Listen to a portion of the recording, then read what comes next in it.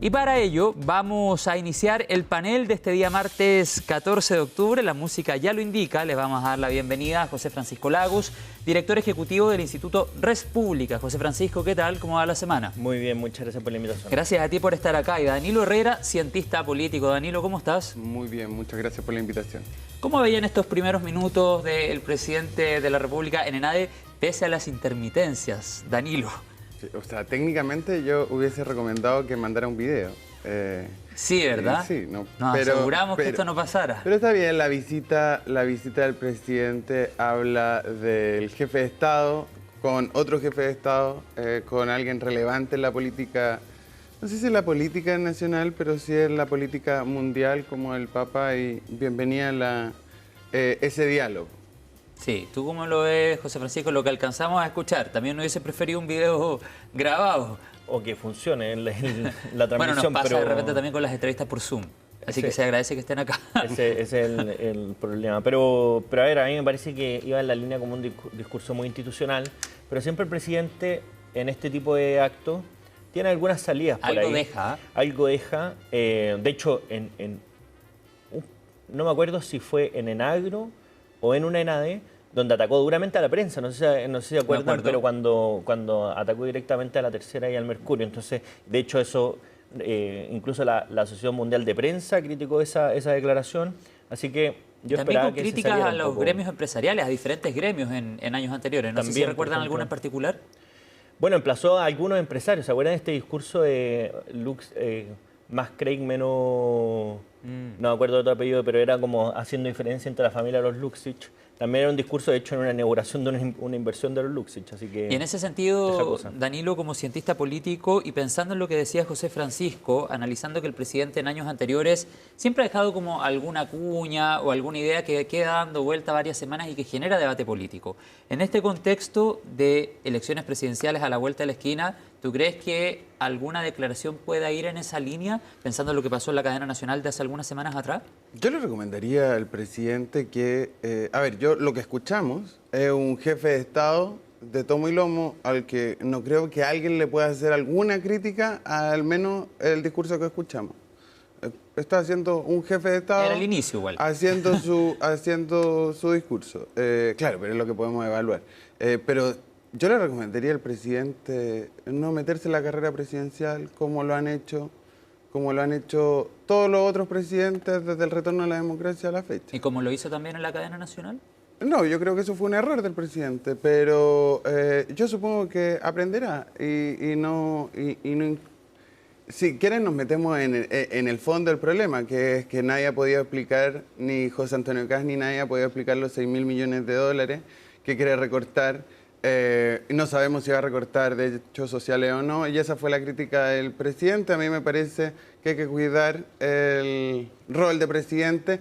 Ya vemos muchas otras personas quienes estamos pidiendo explicaciones, esperando, sentados, que José Antonio Kast y el Partido Republicano nos dé las explicaciones de dónde van a recortar esos 6.000 millones de dólares. ¿Cómo lo ves tú, José Francisco, sobre todo por el último punto que toma Danilo y que probablemente en ENADE 2025 Evelyn Matei se lo pueda volver a preguntar a José Antonio Kast, porque hay intervención entre ellos y Evelyn Matei tiene algunos minutos para hacer una pregunta al candidato del Partido Republicano en un tema que lo cierto es que todavía no tiene respuesta, ya ha pasado tiempo. Bueno, ojalá, o sea, a mí me gusta este tipo de conversaciones y debates que se producen entre los candidatos presidenciales porque la ciudadanía merece saber el detalle de los programas. Y porque además lo que ha pasado en el último tiempo es que los gobiernos están prometiendo cosas y no solamente no las cumplen, no sé, pienso en la tarifa cero del transporte público del presidente Boric o fijar un sueldo a los funcionarios y que eso obviamente no se cumplió, sino que además merece también una explicación. Es decir, hay muchas cosas que se hablan en la campaña que no dependen solamente de la voluntad de las candidaturas. Y eso es legítimo y que, en el fondo, los que se comprometen a los gobiernos es a presentar el proyecto o plantear la discusión, pero no es una obligación de resultado. Dicho eso, me parece muy legítimo que se abra la discusión sin perjuicio de que estoy de acuerdo con Danilo en que hay ciertas ocasiones donde uno puede plantear estos debates. A mí no me parece que la cadena nacional presentando la ley de presupuesto sea el espacio para plantear la discusión política de la candidatura presidencial, entre otras cosas, porque en esto se confunde forma con fondo. Para que el presidente se salga de la cadena nacional para hacer campaña política no es una cuestión de forma, es una cuestión de fondo en sí mismo, porque lo que utiliza es su cargo de jefe de Estado para entrar a la arena política propiamente. Eso pasó hace algunas semanas atrás, lo analizamos bastante, pero volvamos a lo más coyuntural. Es un punto débil de José Antonio Kast no dar una respuesta clara, un desglose de este recorte de 6.000 millones de dólares en 18 meses o en un año y medio, eso por una parte. Y es un punto débil también en la candidatura de José Antonio Kast, avalar, llamar parásitos a funcionarios del Estado, un Estado al que también ellos quieren llegar, al que también quieren dirigir, un Estado del cual también han sido parte Cristian Valenzuela y el propio candidato como diputado por varios años.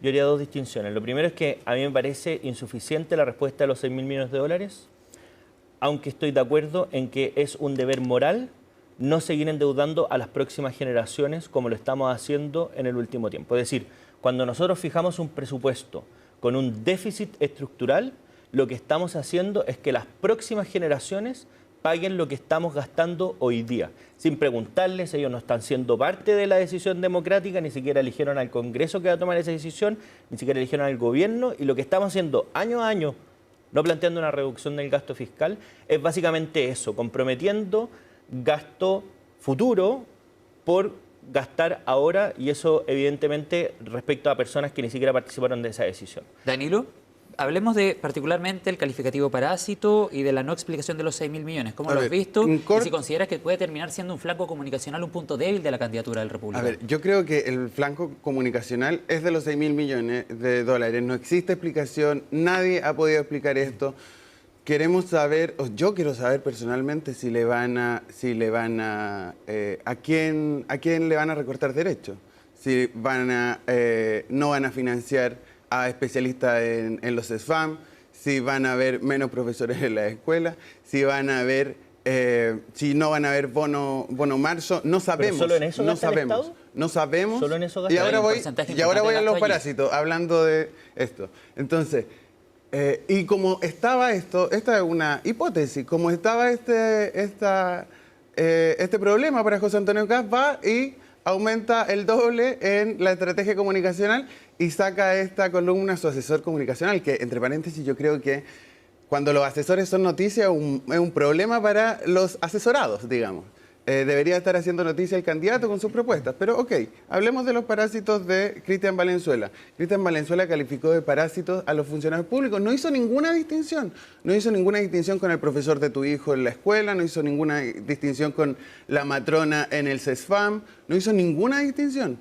Él está recibiendo hoy día una gratificación del Estado en un comité de evaluación de alta dirección pública. Está muy bien que reciba eso. Si hace su trabajo, muy bien. Adelante, Cristian Valenzuela. Siga trabajando para el Estado. No pasa nada, yo lo felicito. Pero el problema es que el nivel de violencia que hay en las palabras de Cristian Valenzuela, que las replica ayer José Antonio Kast, a mí... Yo no sé por qué está pasando esto. No sé cuál es el nivel de violencia. El nivel de violencia, yo no me lo explico. O sea, bueno, venimos de un contexto de violencia, no sé, donde el ministro actual de Hacienda trataba de pacos asesinos a los carabineros. Mira, yo pensaba que estamos hablando de José Antonio Kast. No, está bien, pero si nos molestan los discursos violentos, el ministro de Hacienda, es decir, una persona... Muy mal por el ministro de Hacienda. Exactamente, ya. Muy mal. Deberían haberlo dicho en su tiempo y no solamente ahora. Pero me parece también que es muy relevante como plantear esta posición como dicotómica. A mí me parece que es un error. Es decir, yo no estoy de acuerdo con la falta de matices que hay en la columna de Cristian Valenzuela.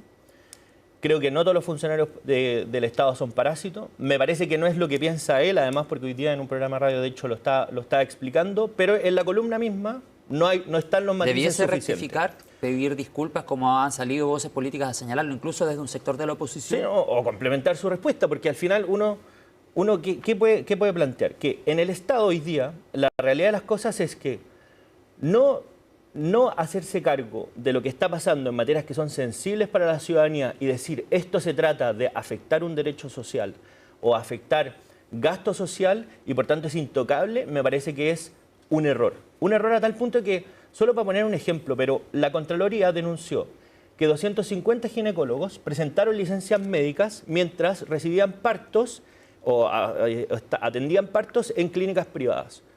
¿Son parásitos esos 250 ginecólogos? A mí me parece que sí, que deberían salir del servicio público y que es una brutalidad lo que están haciendo porque con recursos públicos están yéndose a atender a clínicas privadas presentando licencias fraudulentas, porque pueden trabajar, porque lo están haciendo y porque desfalcan al Estado. Lo mismo ocurrió, por ejemplo, en la pandemia se contrataron 12.000 funcionarios para trazabilidad. Terminó el contrato de 6.000 y los otros 6.000 no se pudieron sacar del sistema público de salud porque los parlamentarios se opusieron. Algunos dirían que eso, si sacáramos esos otros 6.000, sería afectar el gasto social. Licencias médicas, de hecho en el programa de Elin Matei también lo incluyen. 540 millones de dólares se estima que se ahorraría si es que las licencias médicas no fueran truchas.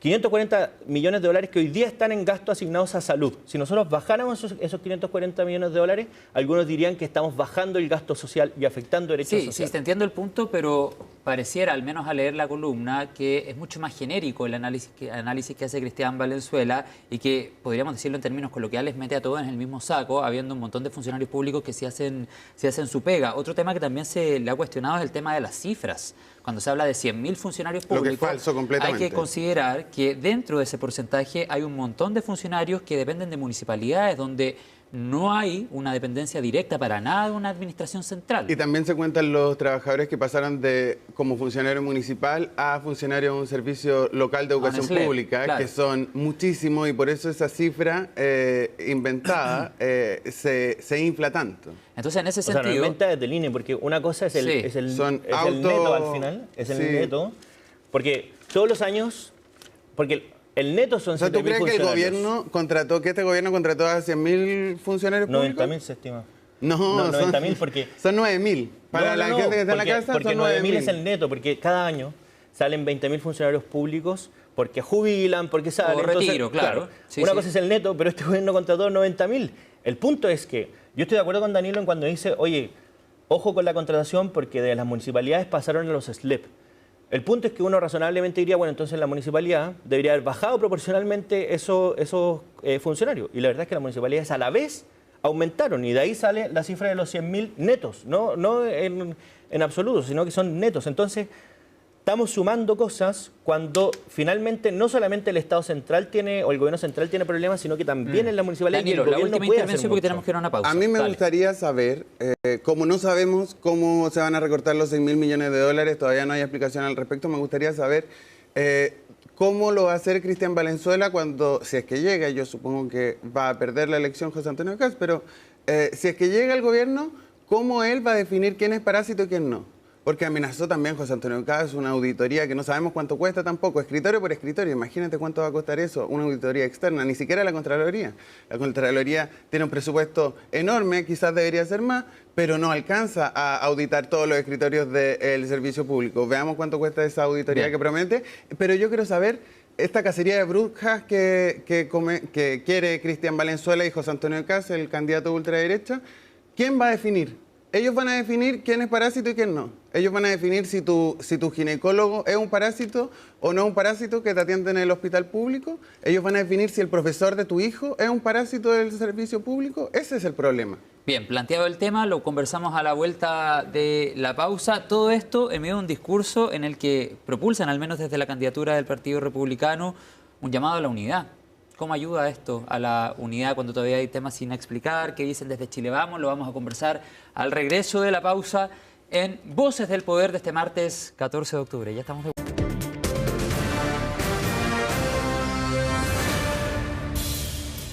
Ya de vuelta con CNN Chile Radio, martes 14 de octubre, 9 de la mañana con 54 minutos. Estamos en Voces del Poder con José Francisco Lagos, director ejecutivo del Instituto República, y con Danilo Herrera, cientista político. Ahí los vemos en nuestra pantalla. Estábamos hablando del clima político, hay un llamado a la unidad desde la vereda de la oposición. no sabemos qué tanto ayudan, al menos estas últimas polémicas con el concepto parásito o la no explicación de ciertas propuestas. Pero sabemos también que este día viernes comienza la franja electoral. Por varias semanas vamos a tener 2 emisiones al día y coincide casi con el 6º aniversario del denominado estallido social. ¿Cómo impactará, creen ustedes, en el discurso, al menos de las próximas jornadas, el estallido social desde las diferentes veredas? Y, por ejemplo, tú, José Francisco, ¿qué esperas podría relevar o reflexionar la candidata del oficialismo? ¿Había un llamado desde la oposición? Sí, a ver, yo creo que primero la franja electoral va a ser muy relevante, especialmente cuando estamos en un escenario de voto obligatorio donde las personas toman su decisión al final del periodo electoral. Sí. Y por tanto, esto que tiene una masividad bien importante, creo que va a influir. Respecto al 18 de octubre, me parece que lo que va a intentar hacer la candidatura de Janet Jara es hacer lo que ha hecho hasta ahora, que es bypassear un poco la discusión respecto a victimizarse cuando la emplazan por los hechos de violencia, victimizarse cuando la emplazan por cosas que pasan en política internacional hace poco tiempo. Entonces, cuando se usa esa estrategia, me parece que terminamos cayendo en algo que conversábamos antes también, que es la falta de explicación a la ciudadanía respecto a qué harían ellos si es que les toca hacer gobierno. Porque una cosa es la algarabía de la discusión de la campaña, incluso en el Congreso, pero otra cosa distinta es qué es lo que le correspondería hacer cuando gobiernen. Y en esto me parece que tienen mucho por responder respecto a lo que ha hecho su propio partido frente, por ejemplo, a las votaciones en materia de seguridad, de orden público, cuando ni siquiera se ha cuadrado con el propio gobierno en este tipo de acciones. Bueno, y probablemente a los candidatos de la oposición se les va a preguntar derechamente, y pienso en la figura, sobre todo de José Antonio Kast, porque si hacemos el análisis de lo que planteó en su minuto el presidente Piñera, uno podría esperar que la candidata Matei vaya en esa línea, pero se va a preguntar derechamente si durante el estallido se violaron o no los derechos humanos. Porque es un hecho, o sea, la discusión más allá de si hubo o no violación de los derechos humanos, porque la hubo, hecho, ¿no? Claro, porque la hubo, si fue sistemática o no, que es lo que acusaba la izquierda. La izquierda acusaba que esto fue sistemático, que hubo una decisión de la autoridad política, de hecho hubo querella al respecto, amenazaron con querella internacional, de hecho eso hizo el presidente y después dijo que era un gran demócrata el presidente Piñera, dijo que había sistematicidad en esta violación de los derechos humanos, pero una cosa distinta es el abuso policial que hubo y eso está perfectamente documentado y de hecho incluso procesado por el Tribunal de Justicia. José, Danilo, perdón, ¿cómo ves el inicio de la franja y el 6º año del denominado estallido? A ver, la franja, yo no creo, a ver, para ser súper honesto, no hay estudios que digan que la franja electoral cambia votos o es muy relevante para la elección. Tampoco hay estudios que digan lo contrario. No, claro. Entonces, los debates. A mí, ahí hay que los tener debates, y cuánta gente ve los debates también, yo lo cuestionaría. Pero yo creo ¿En serio? que... ¿Tú piensas que lo ven poco? Lo ven poco. Pero y las redes después hacen lo suyo Bueno, igual. a Sí. eso quiero ir. Que creo que la franja y los debates, si metemos en la misma bolsa eso, da material para redes sociales, da material para clip de 40 segundos muy bien editados, a los que se les pone mucho dinero y empiezan a circular por todos nuestros celulares, sobre todo en Facebook y en Instagram. Y creo que esa es la nueva forma de hacer campaña política, sobre todo en la primera elección presidencial y parlamentaria, con voto obligatorio y inscripción automática. Entonces, claro, creo que la factura de la franja electoral es como televisiva y mucha plata invertida ahí. Muy bien, pero creo que al final las pequeñas piezas a redes sociales de esa misma franja van a ser más determinantes que la franja en sí misma. Pero ¿ustedes creen, José Francisco, Danilo, que esta elección está, como se dice coloquialmente, cocinada o el escenario podría cambiar en las próximas 3 o 4 semanas? Yo creo que al menos la primera vuelta no creo que haya demasiado espacio de que haya sorpresa, en los 2 primeros lugares al menos. ¿Te confías en las encuestas que hemos conocido hasta ahora? Sí, y creo que la segunda vuelta es una elección completamente diferente donde las opciones de 8 se reducen a 2 y cuando se reducen a 2 la definición es completamente diferente. Actualmente tenemos encuestas de segunda vuelta que proyectan esto y los mismos encuestadores dicen no se fíen de estos resultados. En las encuestas, todas están mostrando que Janet Jara sí, no pero gana la segunda vuelta. Pero la decisión del ciudadano y del que está contestando la encuesta hoy día, con 8 alternativas sobre la mesa, cuando te preguntan por segunda vuelta, no es tan fiable, eso lo dicen los encuestadores, hay que No, mirar... porque los encuestadores igual te ponen en el escenario. Po. Te Ante ponen dos en el personas, escenario, pero ¿cuál ellos dicen eliges? que es menos fiable esa respuesta que la respuesta de primera vuelta. Porque es razonable, porque hay un mes de diferencia y cosas van a pasar en esa segunda vuelta. Yo creo que la primera vuelta está más o menos definida. Los dos primeros lugares, Janet Jara en el primer lugar, José Antonio Caz en el segundo, y muy atrás, Evelyn Matei en el tercero. Y la segunda vuelta es una elección completamente nueva, donde dependiendo de los porcentajes que van a sacar los otros candidatos, se puede jugar y es una elección abierta. José Francisco. A ver, yo diría que salvo que pase algo, porque esto hay como que ponerse los parches ante Y la ha herida. pasado en otras elecciones. Ha pasado. Ayer tuvo en Tolerancia Cero el líder, el jefe, el director, el presidente, no sé el cargo exacto, de CADEM, y hablaba de lo que pasó el año 2021, en el fondo, donde en las últimas semanas hubo cambios importantes. Claro, puede haber cambios importantes, pero yo creo que hoy día, o sea, dado como se ha visto la situación las últimas semanas, llevamos 8 semanas igual. Claro, una tensa calma en lo que estamos viendo y salvo que pase algo que está como fuera de contexto, creo que todo va a seguir igual, al menos en la primera vuelta. Pero me parece muy relevante las definiciones de los lugares siguientes también. Es decir, no es inocuo quién salga tercero, quién salga cuarto, quién salga quinto. Eso también va a ser una disputa bien importante. Y respecto a lo que decía Danilo, yo estoy parcialmente de acuerdo con él en relación a que es una elección diferente, que las encuestas de hoy día subestiman o sobreestiman cosas que podrían pasar en la segunda vuelta, pero hay cosas que son constantes. Por ejemplo, que la candidata Jara es la continuidad del gobierno, que el clima de inseguridad es que va a seguir primando incluso en la segunda vuelta. Son cosas que no van a cambiar de una elección para otra, y por tanto, claro, van a haber elementos distintos en cuanto hay dos candidatos, un escenario completamente binario, las personas toman decisiones distintas, pensando en otras cosas que en la primera vuelta. Pero el contexto en que se va a dar es un contexto que también hacen que esa diferencia no sea tan profunda. A mí me preocuparía, si yo miro a la derecha y me preocupa, que esto lo hablamos todo el primer bloque, de las diferencias importantes, legítimas diferencias. ¿Te imaginas a Evelyn Matei llegando a felicitar a José Antonio Caz la noche del 16? Yo lo veo muy difícil. Ayer le preguntaron, no sé si ayer, la verdad, vi a Evelyn Matei, sí creo que ayer, en un programa, en un podcast, Un País Generoso, le preguntaron, si usted no estuviese en la papeleta, ¿por quién votaría? Y mencionó a Harold Meine-Nicolás y a Kaiser. No mencionó a Kaz. Y yo veo muchas diferencias en eso. O sea, el Partido Demócratas ya dijo que no iba a participar en un gobierno de José Antonio Caz, ni siquiera iba a votar por ellos en segunda vuelta. El presidente Evópoli dijo que le dolía la guata. No va a participar.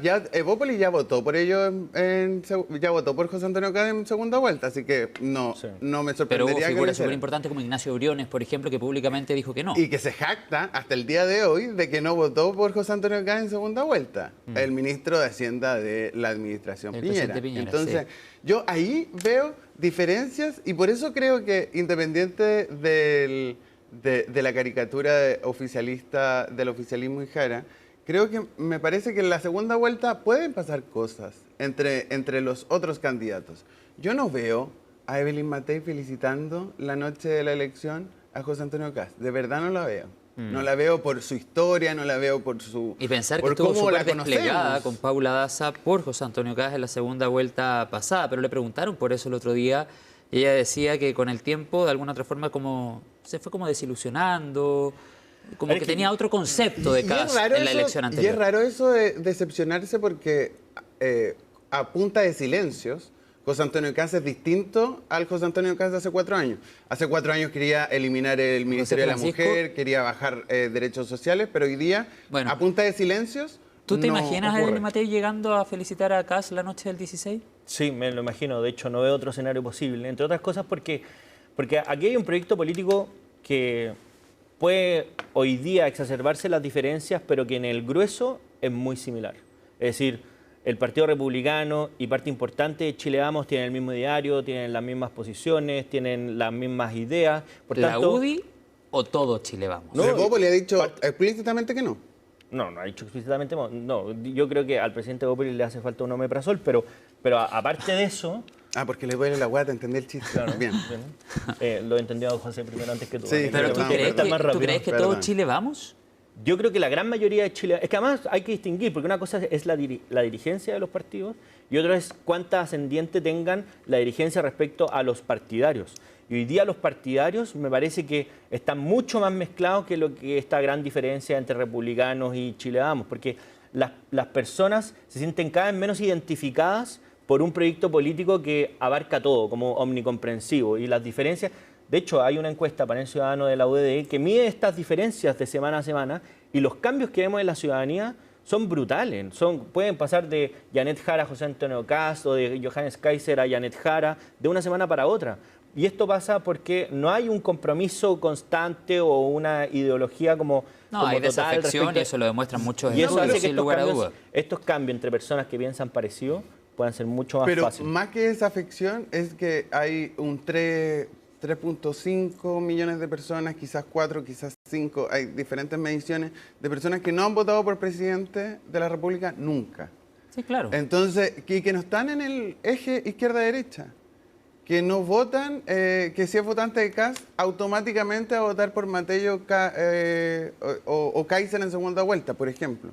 No están en el eje izquierda-derecha como lo entendemos. Entonces, suponer que va a haber un trasvasije completo de los candidatos de derechas en segunda vuelta a José Antonio Kast, yo lo veo al que menos hay una encrucijada discutible. interesante, porque pensemos también que probablemente, y capaz que hasta en silencio, muchas personas de la concertación, algunos lo han manifestado y se han ido de partido, etcétera, pero probablemente muchas personas de la exconcertación, o incluso personas que no están en la política, que tienen un domicilio en la centroizquierda o que históricamente han votado por la presidenta Bachelet, el presidente Lago o el presidente Frey, si nos vamos más atrás, probablemente hoy día sí lo van a hacer por Evelyn Matei, porque no existe un vínculo tan cercano con la figura del Partido Comunista por una parte y por otro lado con la candidata Janet Jara, y probablemente esas mismas personas tenían a Toá en una primaria como candidata. Ahora quisiera preguntarle, pero para que sigamos avanzando. Es que yo milité 10 años en la democracia cristiana y conozco muy bien el mundo concertacionista, trabajé 4 años en la administración de Bachelet 2 de la nueva mayoría, y sobre el punto, los, entre comillas, concertacionistas, ahora son de derecha, ya se fueron. Pero hubo una salida reciente, hace 2 días, de uno de los líderes del PP. No, el líder no. Pero uno de los fundadores que estuvo en la carta inicial. Nunca ha tenido ningún cargo relevante en el PP. Ha sido un académico sí, pero cercano, más que eso, Danilo, más que eso yo te hacía la concertación, un punto entre pensando, comillas, que se fue, ya se fue. Sí, está bien. Pero yo te hacía un punto más allá de pensando en figuras políticas, en ciudadanos que no están dentro de los partidos, que a lo mejor hacen esa reflexión en medio de un escenario de estas características. Vamos a ver qué pasa durante las próximas semanas y cómo este escenario recompone el escenario, valga la redundancia, político de 2026 en adelante. Capaz si parte de la UDI se va a gobernar con Kast o no todo Chile Vamos está allí, quizás surgen nuevas alianzas. Vamos a ir viendo. Hay que ver cómo queda el Congreso también. Estamos Eso hablando es mucho de parlamentarias, o sea, Sí. mucho de presidenciales y poco de parlamentarias. Es clave. Hay están muy entretenidas, desde la ciencia política están muy entretenidas en las elecciones, sobre todo senatoriales. Y eso hace más relevante para las Última alianzas reflexión. que incluso lo que hagan los dirigentes políticos de los partidos. Es decir, como que el Congreso va a ser mucho más relevante para la hora de establecer esta alianza. Bien, yo les quiero agradecer que hayan venido al estudio. Siempre es bueno reflexionar y conversar de estos temas en persona. No corremos riesgo que se nos caiga la señal, como al presidente desde Italia. José Francisco Lagos, director ejecutivo Instituto Res Pública. Danilo Herrera, cientista político. Gracias por estar acá. Muchas gracias por la invitación.